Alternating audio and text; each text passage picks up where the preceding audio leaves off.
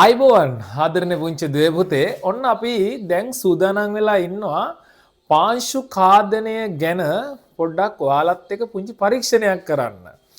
අපි මුලින්ම අපි ඒ සඳහා සූදානම් කරගන්නවා ජලයේ ස්වල්පයක් තනකොළ සහිත ස්ථානයක් ඒ වගේම තමයි තනකොළ රහිත ස්ථානයක්.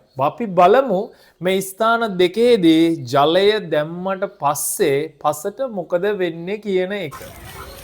තනකොළ සහිත ස්ථානයට අපි මුලින්ම මේ ජලය ටික අපි මෙහෙම පොළොවට වක් කරනවා. බලන්න පසට කිසිම හානියක් නැහැ, තනකොළ විතරයි අපිට පෙනෙන්නේ. දැන් මෙන්න මේ තියෙන පොළොව අපි මේ ඇඟිල්ලෙන් හාරනවා බලන්න. අපිට ඇඟිල්ලෙන්වත් හාරලා පොළොවේ හිදුරක්වත් සදා ගන්න බෑනේ, අපිට පේනවා නේද? මේ ගලවත් අපිට ගලවන්න බෑනේ. දැන් අපි වතුර ටිකක් දාලා බලමුකෝ මෙතෙන්ට මොකද වෙන්නේ කියලා. බලන්න මේ වතුර ටික දාද්දී පොළොවේ බලන්න අපිට පේන තැන පොළොව හැරෙනවා නේද? පොළොව හැරි හැරි හිලක් හැදෙනවා නේද?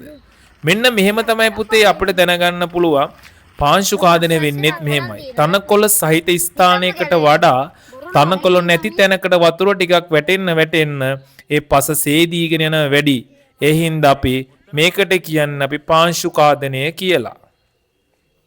තනකොළ සහිත ස්ථානයකදී පාංශු ඛාදනය සිදු වෙන්නේ නැහැ.